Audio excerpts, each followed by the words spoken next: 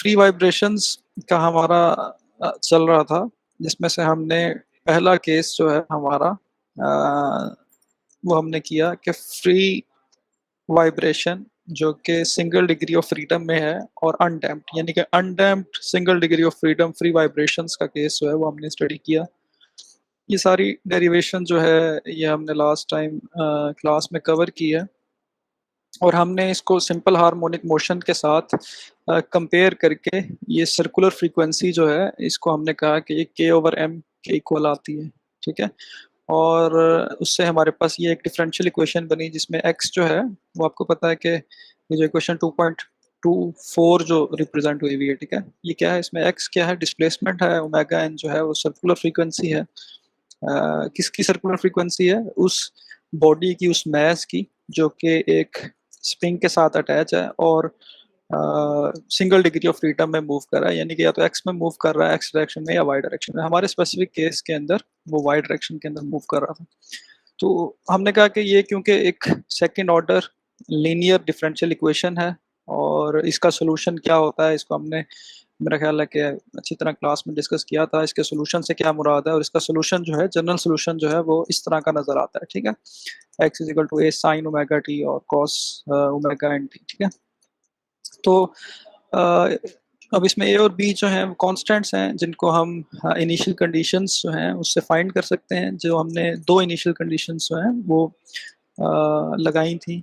एक एक्स जो हमारा जब ज़ीरो होगा तब, और जब हमारे पास वेलोसिटी जो है time is equal to zero, उससे हमने दोनों ए और बी की वैल्यूज निकाली। और ये एक्सप्रेशन जो 2.26 है ये हमने लास्ट टाइम कैलकुलेट किया था। इस एक्सप्रेशन से हमने ये कहा था कि हम किसी भी इंस्टेंट के ऊपर, यानी कि हम टाइम, कुछ भी टाइम की वैल्यू पुट करके, अगर हमारे पास उसकी सर्कुलर फ्रीक्वेंसी है उसको पुट कर देंगे। अगर कोई इनिशियल कंडीशन है, यानी कि अगर कोई बॉडी है उसको कुछ इनिशियल डिस्प्लेसमेंट पहले से मिली हुई है, यानी जीरो से स्टार्ट नहीं ले रही, या उसकी कोई वेलोसिटी जीरो से स्टार्ट नहीं ले रही, कोई इनिशियल वेलोसिटी उसके पहले से है, वो सारी चीज़ें हम उसके अंदर यहाँ पे इक्वेशन में पुट करेंगे, और हम उसकी किसी भी टाइम में हम उसकी डिस्प्लेसमेंट की वैल्यू क्या होगी उसको कैलकुलेट कर सकते हैं। ठीक है, फिर डिफरेंट ये चीज़ें थी हमारे पास, नेचुरल फ्रीक्वेंसी, टाइम पीरियड हमारे पास क्या है, लीनियर फ्रीक्वेंसी जिसको हमने नेचुरल फ्रीक्वेंसी कहा था वो क्या है। ठीक है, इसी तरह जी ओवर डेल्टा के कॉरेस्पॉन्डिंग भी हमने ये चीज़ें निकाल के देखी थी, क्योंकि हमने डेरिवेशन के अंदर ये बात की थी कि के डेल्टा जो है वो डब्ल्यू जो है यानी एम जी के इक्वल है। तो हम ये जो आपका एम ओवर के है इसको हम डिफ्लेक्शन और ग्रेविटी की टर्म्स में भी लिख सकते हैं, जी ओवर डेल्टा। ठीक है, तो ये सारी चीज़ें सिंगल डिग्री ऑफ फ्रीडम के लिए हमने ये सारी चीज़ें कैलकुलेट करना सीख ली, कि उसके लिए हमने एक्स की वैल्यू यानी कि displacement at any time T कैसे निकालना है, टाइम पीरियड कैसे निकालना है, लीनियर फ्रीक्वेंसी कैसे निकालनी है, सर्कुलर फ्रीक्वेंसी कैसे निकालनी है। तो ये सारी चीज़ें हमें कैलकुलेट करनी आती हैं। फर्स्ट एग्जाम्पल भी आपने क्लास में सॉल्व कर ली थी। ठीक है, अब जो है हम आगे चलते हैं, और सिमिलर केस जो है जो कि आप लोगों ने हम कोशिश करते हैं कि अब सिमिलर केस जो है वो हम ड्राइव करें एक पेंडुलम के लिए। ठीक है, क्योंकि उसके अंदर हमारे पास डायमेंशंस जो हैं वो चेंज हो जाएंगी।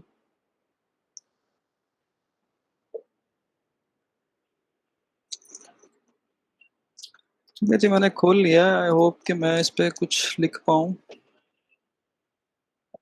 ठीक है, हमने अब जो है कोशिश हमारी होगी कि आपके नज़र आ रहा है आपको।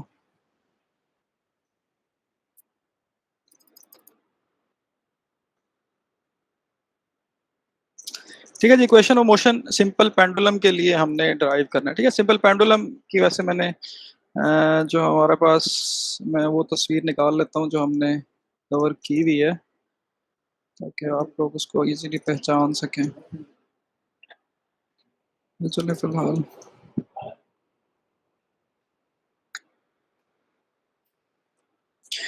इसमें काफ़ी सारा मैथ इन्वॉल्व है, तो ये जो है ना ऑनलाइन क्लास लेना इसकी जो है वो वैसे ही अजाब है।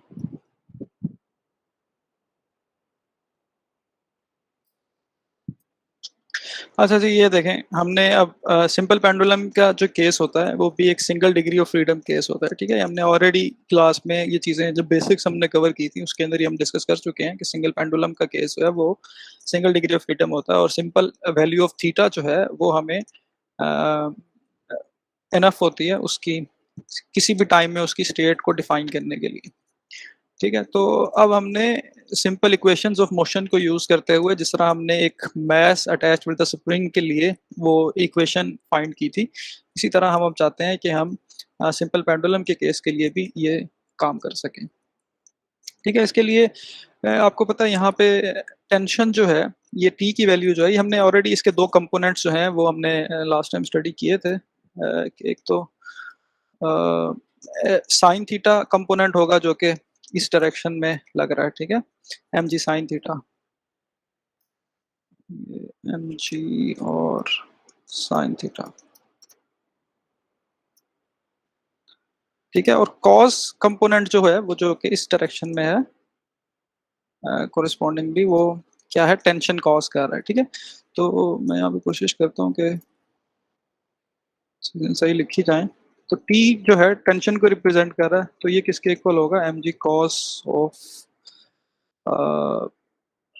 थीटा। अब यहाँ पे मैं कैसे डालूं, बहरहाल चले मैं थीटा लिख देता हूँ यहाँ पे ताकि आपको पढ़ने में आसानी रहे। ठीक है जी, टेंशन जो है हमारे पास स्ट्रिंग में वो कॉज ऑफ थीटा के इक्वल है, ठीक है। और हमें पता है कि ये जो है अबाउट सेंटर ओ जो है वो रोटेट कर रहा है, मतलब कि यहाँ पे ये जो भी सेंटर है इसका, इसके अबाउट जो है ये घूम झूम रहा है।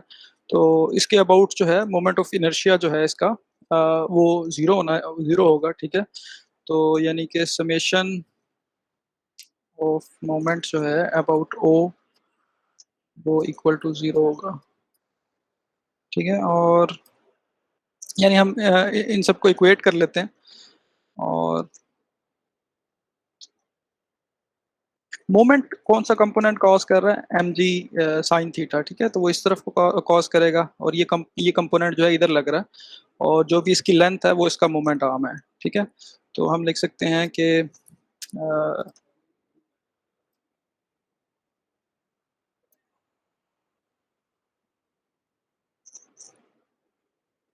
आई थीटा डबल डॉट जो है वो इक्वल होगा, हम कहते हैं कि ये क्लॉकवाइज है तो इसको हम माइनस ले लेते हैं, माइनस एम जी साइन थीटा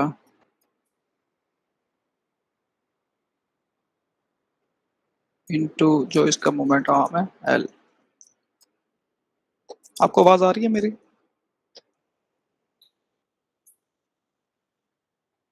जी सर, आ रही है। अच्छा,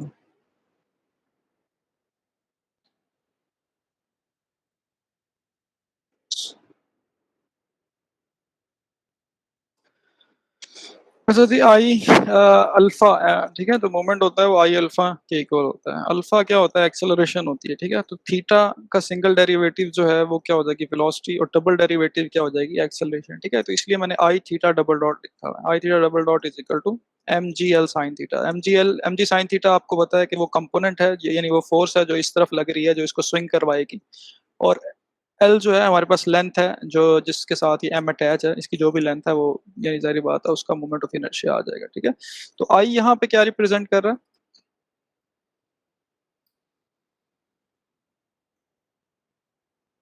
आई आपके पास पोलर मोमेंट ऑफ इनर्शिया, ठीक है। तो इसकी वैल्यू जो है सिंपल इस केस के लिए क्या हो जाएगी, एम एल स्क्र, ठीक है। और वो आप यहाँ पुट कर लें, m l square theta double dot जो है ये minus m G L sine theta के इक्वल आ जाएगा।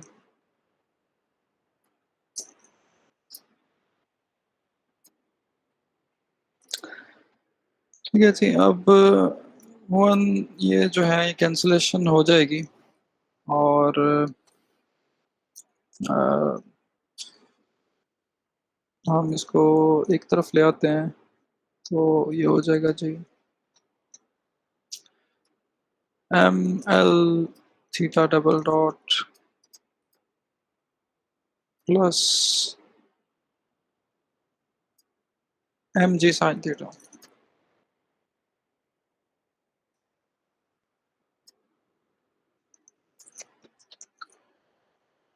तो ये अब इक्वल टू जीरो हो जाएगा क्योंकि मैं इसको इस तरफ से राइट हैंड साइड से लेफ्ट हैंड साइड पे ले आया हूँ और राइट हैंड साइड हमारी खाली है, तो सारी बात है इज इक्वल टू जीरो है। तो अब जो है हम इसको डिवाइड कर देते हैं क्योंकि हमने आपको पता है उस टर्मिनोलॉजी में लेके आना है जो कि सिंपल हार्मोनिक मोशन से रेलेवेंट हो, ताकि हम इसके सोल्यूशन को उससे कम से कंपेयर कर सकें। तो हम सिर्फ थीटा डॉट की टर्म्स में इस सारी क्वेश्चन को लेके आना चाहते हैं। तो हम इसको जो है डिवाइड कर लेते हैं, यानी एम एल ये जो ये टर्म है इससे मैंने इसको डिवाइड कर दिया दोनों तरफ। ठीक है, तो थीटा डॉट यहाँ रह गया क्योंकि ये एम एल से कैंसिल हो गया और एम एल जब इससे डिवाइड होगा तो सारी बात है एम से कट जाएगा और जी ओवर एल रह जाएगा। ठीक है, तो जी ओवर एल रह गया और यहाँ पे क्या है साइन थीटा वैसे ही आ जाएगा। दूसरी तरफ हमारे पास जीरो है तो वहाँ पे कोई फर्क नहीं पड़ेगा आपको। ठीक है जी। यहाँ पे मैंने क्या किया है, यहाँ पे मैं लिख देता हूँ कि डिवाइडिंग बाय एम एल। ठीक है, एम एल से क्यों डिवाइड कर रहा हूँ, ताकि मेरे पास ये जो है एक डिफरेंशियल इक्वेशन होमोजीनियस जो सेकेंड ऑर्डर लीनियर और होमोजीनियस डिफरेंशियल इक्वेशन बन जाए। ठीक है, इसलिए इसको हमने इस टर्म में लेके आए हैं और जो भी एम एल क्योंकि कांस्टेंट है उसको हमने दोनों तरफ डिवाइड कर दिया। ठीक है जी, ये हमारे पास अब जो है इक्वेशन ऑफ मोशन बनी है इसके लिए। ठीक है, यहाँ पे एक हमें एजम्पशन लेनी पड़ेगी कि जब थीटा की वैल्यू जो है बहुत छोटी होती है तो साइन थीटा और थीटा की वैल्यू तकरीबन एक जैसी ही होती है। ठीक है, तो आप ये चेक भी कर सकते हैं कि जब आप साइन थीटा की वैल्यू लें जब थीटा बहुत ही जीरो के इक्वल होगा तो उसकी वैल्यू और साइन थीटा की वैल्यू तकरीबन सेम होगी। ठीक है, तो थीटा अप्रोचेस टू मैं लिखता हूँ साइन थीटा जब जो है थीटा जो है हमारे पास वो स्मॉल होगा। ठीक है, रिलेटिवली काफ़ी स्मॉल होगा क्योंकि हम यह टर्म ये कह लें कि अज्यूम कर रहे हैं कि हमारे पास थीटा की वैल्यू स्मॉल है ताकि हमारे पास ज़रा जो इक्वेशन हैं वो सिंप्लीफाइड फॉर्म में रहें। तो हम ये थीटा जो है उसको साइन थीटा को हम थीटा से रिप्लेस कर देंगे क्योंकि हम अज्यूम करते हैं कि थीटा की वैल्यू जो है वो बहुत छोटी है, इस वजह से थीटा और साइन थीटा की वैल्यू सेम रहेगी। तो ये वाली क्वेश्चन जो थी हमारे पास ये जो है अब हमारे पास ये कन्वर्ट हो गया theta double dot plus g over l theta is equal to zero. ठीक है जी, अब आप इसको कंपेयर करें उस इक्वेशन से जो हमारे पास सिंपल हार्मोनिक मोशन की थी। तो उससे आप अब ये आइडिया लगा सकते हैं कि इसके इसके अंदर सर्कुलर फ्रीक्वेंसी जो है जो कि हम रिप्रेजेंट कर रहे थे ओमेगा एन स्क्वायर से वो किसके इक्वल आएगी, जी ओवर एल के। ठीक है जी, तो हमारे पास जो सर्कुलर फ्रीक्वेंसी है वो जी ओवर एल के इक्वल आ गई है और इससे सारी बात है आप ये निकाल सकते हैं अगर आपने सिंगुलर वैल्यू इसकी स्क्वायर हमें नहीं चाहिए, ओमेगा एन जो है अंडर रूट जी ओवर एल के इक्वल आ जाएगा। ठीक है जी, ये कंप्लीट अंडर रूट है। बाकी सिमिलर टर्मिनोलॉजीज जो हमने उसके लिए कैलकुलेट की थी वो हम यहाँ कैलकुलेट कर सकते हैं। जैसे ओमेगा एन जो है हमने कहा था कि ये रिलेटेड है इसके लीनियर फ्रीक्वेंसी से जिसको हम कहते हैं कि 2 पाई एफ से। ठीक है, और फिर आपकी ये जो है एफ जो है उसको हम लिख सकते हैं 1 ओवर टॉ कह लें या टी कह लें आप, टाइम पीरियड जो है उसको रिप्रेजेंट करने के लिए। तो मैं टाइम पीरियड की वैल्यू भी निकाल सकता हूँ, मैं इस लीनियर फ्रीक्वेंसी की वैल्यू भी निकाल सकता हूँ, ओमेगा एन की वैल्यू हमें ऑलरेडी पता है।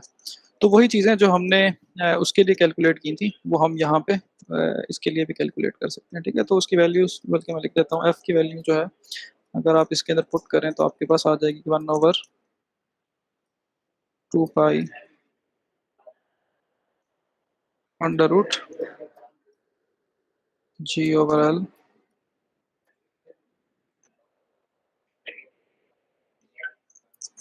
ठीक है। और टाइम पीरियड क्योंकि इन्वर्स होता है फ्रीक्वेंसी का, इसकी वैल्यू हमारे पास आ जाएगी 2 पाई अंडर रूट L/G, ठीक है।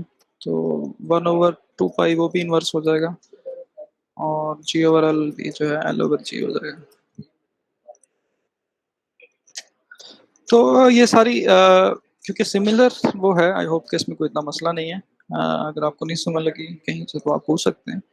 हमारे पास सिंपल है, जिस तरह हमने उस केस के अंदर जो है सम ऑफ फोर्सेस इक्वल टू 0 लिया था और उससे डेरिवेशन की थी। यहाँ पे हम क्या कर रहे हैं, सम ऑफ मोमेंट्स जो है एट अ पॉइंट वो इक्वल टू 0 लिया है क्योंकि वो पॉइंट फिक्स्ड है। और उससे हमने ये इसकी टर्मिनोलॉजी कैलकुलेट की है, इसकी इक्वेशन कैलकुलेट की है। और मेजर अजम्पशन इसमें हमारी ये है कि थीटा की वैल्यू जो है वो स्मॉल है, इस वजह से थीटा और साइन थीटा जो है उसकी वैल्यूज तकरीबन सिमिलर आएंगी। जी, कोई क्वेश्चन किसी का यहाँ तक को पूछ सकते हैं।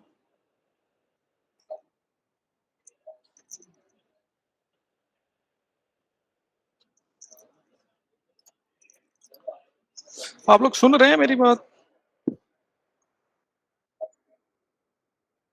जी सर, सुन रहे हैं। अच्छा, चलें।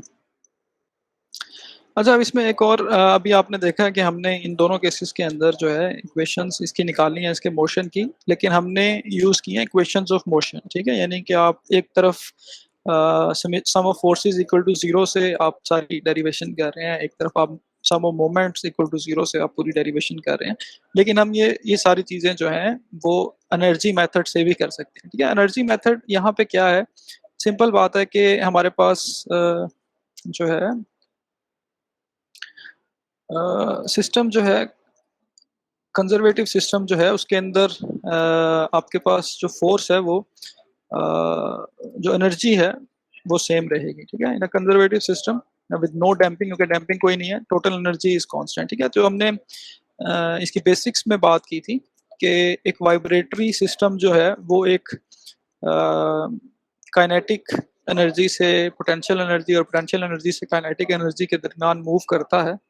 लेकिन उसकी एनर्जी अगर डैम्पर नहीं लगा हुआ, यानी कोई डैम्पिंग नहीं हो रही, कोई फ्रिक्शन का एलिमेंट नहीं एग्जिस्ट करता, तो उसकी टोटल एनर्जी कांस्टेंट रहेगी। बस ये है कि वो एक तरफ से दूसरी तरफ जो है वो फ्लक्चुएट करती रहेगी, मूव करती रहेगी। अगर मेरे पास, मैं कहता हूँ कि टोटल एनर्जी जो है वो कांस्टेंट रहेगी, यानी कि अगर मैं इसको लिखूं तो मैं ये कहूँगा कि अगर फर्ज करें कि टी जो है वो मेरे पास काइनेटिक एनर्जी है, ठीक है, और U जो है वो पोटेंशियल एनर्जी है, तो T plus u is equal to constant मेरे पास हमेशा रहेगा, ठीक है। तो ये एक दूसरे के अंदर जो है फ्लक्चुएट कर रही हैं ये, लेकिन इनका सम जो है वो हमेशा कांस्टेंट रहेगा, ठीक है। जिस तरह अभी हमने उसकी एग्जांपल सिंपल पेंडुलम की भी देखी थी और क्लास में डिस्कस भी की थी बेसिक्स को देखते हुए, कि जब वो एक तरफ से दूसरी तरफ जाता है तो उसकी एनर्जी जो है काइनेटिक एनर्जी से पोटेंशियल एनर्जी में कन्वर्ट होती है, फिर वो पोटेंशियल एनर्जी जीरो होती जाती है और काइनेटिक एनर्जी बढ़ती जाती है। जबकि अगर हम ओवरऑल सिस्टम की एनर्जी की बात करें तो वो कांस्टेंट रहेगी, क्योंकि हमारे पास डैम्पिंग जो है वो एग्जिस्ट नहीं करती। अगर हमारे पास ये जो है एक कांस्टेंट के इक्वल है तो हम ये कह सकते हैं कि इनका अगर हम डेरिवेटिव लें, ठीक है, d/dt में अगर इसका लूं t प्लस यू का टोटल एनर्जी का, अब क्योंकि कांस्टेंट है तो कांस्टेंट का डेरिवेटिव जीरो होता है, ठीक है। तो हमारे पास ये एक्सप्रेशन आता है कि जो भी इसकी काइनेटिक एनर्जी होगी और जो भी उसका पोटेंशियल एनर्जी होगी उसकी अगर मैं डेरिवेटिव लूं, उनको सम करूं, तो वो इक्वल टू जीरो आएगा, ठीक है। ये सिंपल लॉ ऑफ कंजर्वेशन के तहत है कि हम कह रहे हैं कि क्योंकि दोनों का सम जो है वो कांस्टेंट रहेगा, तो जारी बात है उसका डेरिवेटिव अगर आप लेते हैं, फर्स्ट डेरिवेटिव लेते हैं, तो वो इक्वल टू 0 आएगा क्योंकि वो कांस्टेंट वैल्यू। तो अब इस केस के अंदर अगर मैं सिंपल पेंडुलम को ही इस एनर्जी मेथड के थ्रू जो है वो ड्राइव करना चाहूँ, तो मेरे पास पोटेंशियल काइनेटिक एनर्जी अगर देखें वो किसके इक्वल होती है, हाफ एम वी स्क्वायर होता है, लेकिन ये होती है आपकी सिंपल लीनियर मैथ सिस्टम के केस के अंदर, ठीक है। लेकिन इस केस के अंदर हमारे पास इसका इक्विवेलेंट क्या आ जाएगा, इसको अगर हम रोटेशनल टर्मिनोलॉजीज में लिखें तो हमारे पास 1/2 m, जो m का जो है रोटेशनल इक्विवेलेंट क्या होता है, मोमेंट ऑफ इनर्शिया। और v की जगह यहाँ पे, यानी आप इसको v की बजाय मैं इसको x डॉट का स्केयर लिख सकता था, तो वो आपको लिए ज़्यादा बेहतर टर्मिनोलॉजी है, वेलोसिटी ही रहेगी वो, यानी कि डिस्प्लेसमेंट का डेरिवेटिव था, ठीक है। तो यहाँ पे हमारी डिस्प्लेसमेंट क्या है इन टर्म्स ऑफ थीटा, ठीक है। तो यहाँ पे मैं लिख सकता हूँ थीटा डॉट का स्केयर, ठीक है। तो हमारी काइनेटिक एनर्जी सिंपल पेंडुलम के केस के अंदर इसके इक्वल होगी। और हमारी जो पोटेंशियल एनर्जी है वो इस केस में क्या होगी, एम जी एल, सॉरी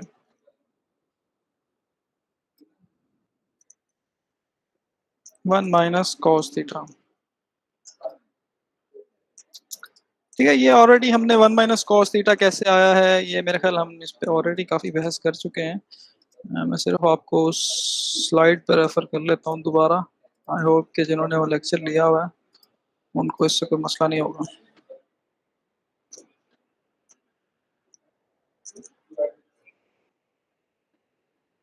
ठीक है, ये आपने बेसिक कॉन्सेप्ट्स के केस के अंदर ये पढ़ा था कि ये एल जो है इंटू 1 माइनस कॉस थीटा कैसे आया है, ठीक है।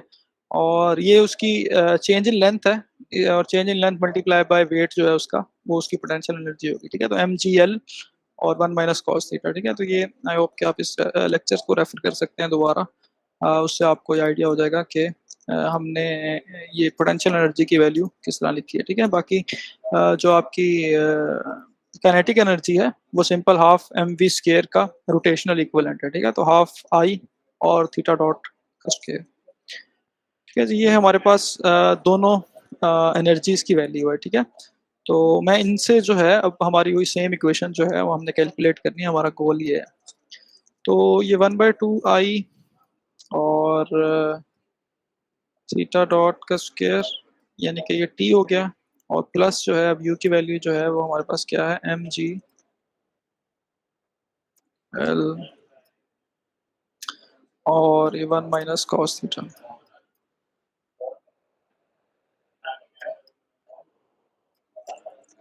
ठीक है जी। अब इसका हम कहते हैं कि हमने डेरिवेटिव लेना है और वो इक्वल टू 0 होगा, ठीक है। तो ये कोई भी कांस्टेंट के इक्वल है, यहाँ पे मैंने कांस्टेंट लिख दिया है, ठीक है। अभी अगर इसका मैं डेरिवेटिव लेता हूँ तो वो इक्वल टू 0 मैंने करना है, क्योंकि मैंने अभी यहाँ पे ये बात की है, क्योंकि कांस्टेंट है तो इसका डेरिवेटिव इक्वल टू 0 होगा, ठीक है जी। तो इसका अगर डेरिवेटिव आप लें तो वो क्या आ जाएगा, 1/2 वैसे ही आ गया, आई जो है वो कांस्टेंट है भी वैसे आ जाएगा, और थीटा डॉट जो है इसका, ये थीटा डॉट स्केयर है, सॉरी, ठीक है। तो ये क्या हो जाएगा, 2 थीटा डॉट वैसे ही आ गया, और अब थीटा डॉट का फर्दर आगे डेरिवेटिव आएगा तो वो क्या हो जाएगा, थीटा डबल डॉट, ठीक है।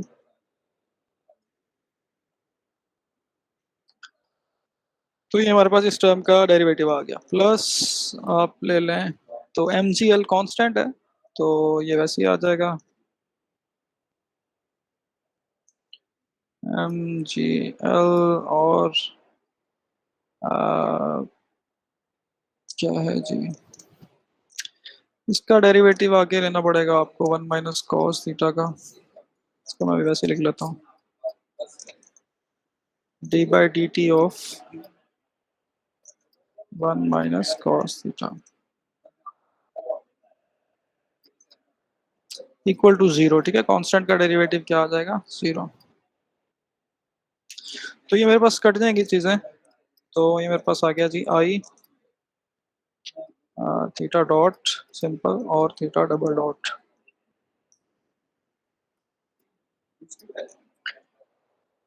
ठीक है जी, अब यहाँ पे क्या है, क्योंकि इन टर्म्स ऑफ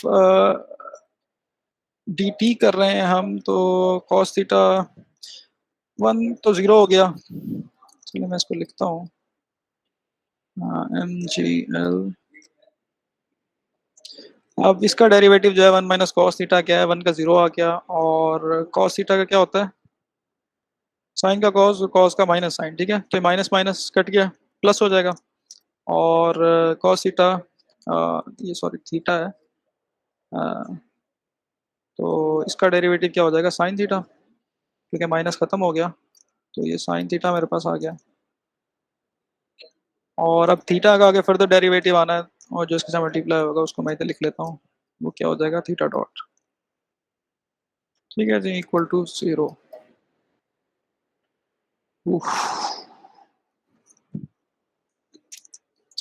अब जो है आप देखें कि हमारे पास जो है, इसमें से मैं थीटा डॉट जो है उसको कॉमन ले लेता हूँ, क्योंकि वो दोनों के अंदर है।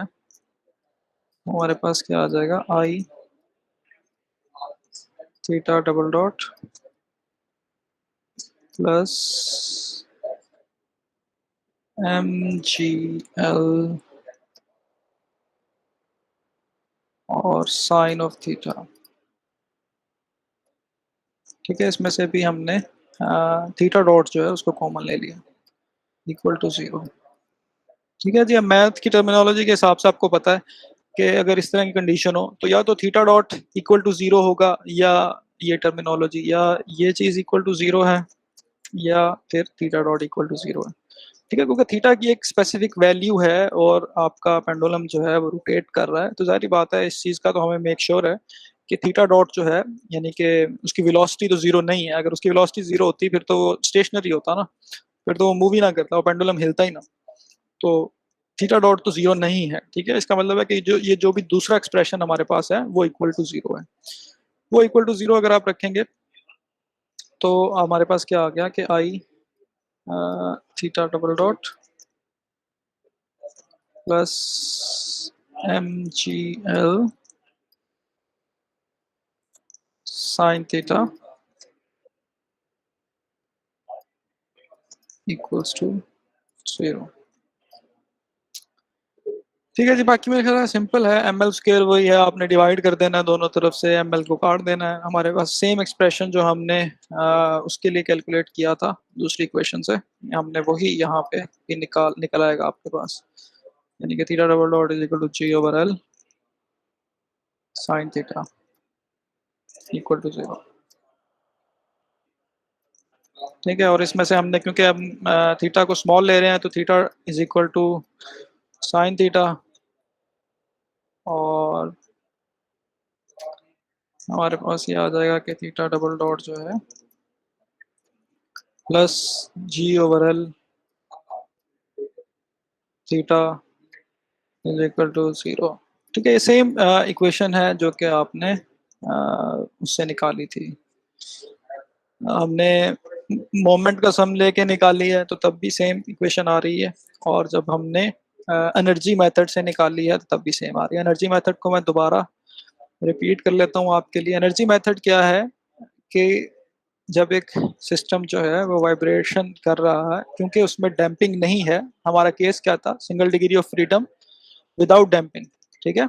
अगर डैम्पर हमने यहाँ लिया है और हम कंसिडर कर रहे हैं कि विदाउट डैम्पिंग केस है ये, ठीक है, तो हम कहते हैं कि ऐसा सिस्टम जो है उसके अंदर टोटल एनर्जी जो है वो कांस्टेंट रहेगी, ठीक है। तो टोटल एनर्जी में क्या क्या चीजें आएंगी, काइनेटिक एनर्जी और पोटेंशियल एनर्जी, ठीक है। तो ये वही चीजें मैंने यहाँ लिखी है कि kinetic energy plus potential energy जो है वो कांस्टेंट होगी, यानी कि उसमें कोई चेंज नहीं आएगा, ठीक है। तो अगर मैं इसका डेरिवेटिव लेता हूँ, डी बाई डी टी लेता हूँ इसका, इस टोटल का, यानी टी प्लस यू का, तो जारी बात है जब उनका सम कांस्टेंट के इक्वल है तो उसका डेरिवेटिव किसके इक्वल होगा, 0 के, ठीक है, क्योंकि कांस्टेंट का डेरिवेटिव क्या होता है, 0, ठीक है। फिर उसके बाद हमने क्या किया है, उसकी काइनेटिक एनर्जी का एक्सप्रेशन लिखा है जो कि हाफ एम वी स्क्वायर होता है, उसको हमने इन टर्म्स ऑफ लीनियर लिखा है। मैथ का लीनियर आपका रोटेशनल इक्विवेलेंट क्या है, मोमेंट ऑफ इनर्शिया, और डिस्प्लेसमेंट जो है हमारे इस केस के अंदर क्या है, इन टर्म्स ऑफ थीटा, ठीक है। तो उसका स्क्वायर आ गया। पोटेंशियल एनर्जी हमारे पास क्या है, एम जी एल 1 माइनस कॉस थीटा, ठीक है। तो एम जी एल हमारे पास लेंथ जब उसकी वो बिल्कुल स्टेशनरी होता है, सीधा होता है, तब होती है, और इसके जब ये हल्का सा थीटा की रोटेशन में जाता है तो इसके अंदर लेंथ का एक थोड़ा सा चेंज आता है, ठीक है, जो हमने आपके बेसिक्स के अंदर कवर किया था कि वो जो फर्क है उसको हम 1 - cos थीटा से रिप्रेजेंट करते हैं, ठीक है। तो टोटल क्या हो जाता है, mgl 1 - cos थीटा। तो ये इसकी पोटेंशियल एनर्जी है, ठीक है। इन दोनों एक्सप्रेशंस को मैंने, ये यू और टी की वैल्यू को मैंने इस एक्सप्रेशन में पुट किया पहले, ठीक है। वही इन दोनों को मैंने सम कर दिया और उसके बाद फिर हमने उसी का डेरिवेटिव लिया, ये उसका डेरिवेटिव लिया है और उसके बाद हमने थीटा डॉट को कॉमन ले लिया बीच में से। अब क्योंकि या तो थीटा डॉट इक्वल टू 0 है और या ये एक्सप्रेशन इक्वल टू 0 है, ठीक है। और हमने यहाँ पे कहा क्योंकि वो रोटेट कर रहा है और थीटा की एक स्पेसिफिक वैल्यू है और उसमें जाहिर बात है चेंज आ रहा है, अगर वो रोटेशन हो रही है उसकी या वाइब्रेशन हो रही है तो जाहिर बात है कि थीटा डॉट इक्वल टू 0 नहीं है। इसका मतलब है कि सेकंड एक्सप्रेशन जो हमारे पास है वो इक्वल टू 0 है, ठीक है। तो ये एक्सप्रेशन मेरे पास इक्वल टू 0 आ गया। अब यहाँ पे आप चाहें तो आई की वैल्यू ml² पुट कर दें, ठीक है, इज इक्वल टू आई। ये वही केस जो हमने अभी ऊपर किया है, ठीक है, ये इसलिए मैंने दोबारा यहाँ पे नहीं किया, ठीक है। तो ये आई की वैल्यू ml² पुट कर दें, बाद में ml को आपने डिवाइड कर देना क्योंकि हमने इसको इन टर्म्स ऑफ थीटा लिखना है। हम इसको चाहते हैं कि हम इसको उसी फॉर्म में कन्वर्ट करें जो कि एक सिंपल हार्मोनिक मोशन की फॉर्म होती है, ठीक है। तो ये सेम एक्सप्रेशन जो है मैंने ये कैलकुलेट कर लिया है एनर्जी मेथड से, ठीक है। तो अब मुझे एक्सप्रेशन जो है सिंगल डिग्री ऑफ फ्रीडम का वो इक्वेशंस ऑफ मोशन के थ्रू भी निकालना आना चाहिए और एनर्जी मेथड के थ्रू भी आना चाहिए। मैस जो था हमारे पास पहला जो हमने केस किया, जो लीनियर मैस आपका वाइब्रेट कर रहा था, उसके केस में भी आप एनर्जी मेथड अप्लाई कर सकते हैं, ठीक है। उससे भी आपके पास सेम एक्सप्रेशन निकलेगा, सही है। तो मेरा ख्याल है बेहतर तो यही है कि आप चलो नेक्स्ट टाइम हम इसको क्लास में कर लेंगे, ठीक है। वो जो केस है हमारे पास इतना मुश्किल नहीं है, लेकिन मैं कोशिश करूँगा क्योंकि यहाँ पे मैथ की टर्मिनोलॉजीज लिखने में मैं इतना कंफर्टेबल नहीं हूँ, तो उसको मैं क्लास में ही डिस्कस करूँगा। फिलहाल इसके अंदर कोई क्वेश्चन आपका हो, किसको नहीं समझ लगी तो वो काइंडली ज़रूर पूछ लें।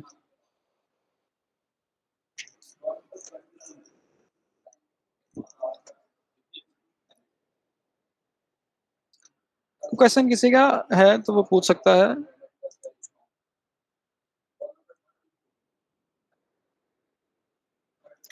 चलें जी, आप ये ऐसा करें कि आपकी पहली असाइनमेंट है कि आपने हमारे पास जो लीनियर केस था हमारे पास, ठीक है, जो हमने लास्ट लेक्चर में कवर किया था, वो हमने इक्वेशन ऑफ मोशन के थ्रू कैलकुलेट की थी वो इक्वेशन, ठीक है। लीनियर केस जो है single degree of first degree of freedom का, उसको एनर्जी मेथड से आपने ड्राइव करना है, ठीक है।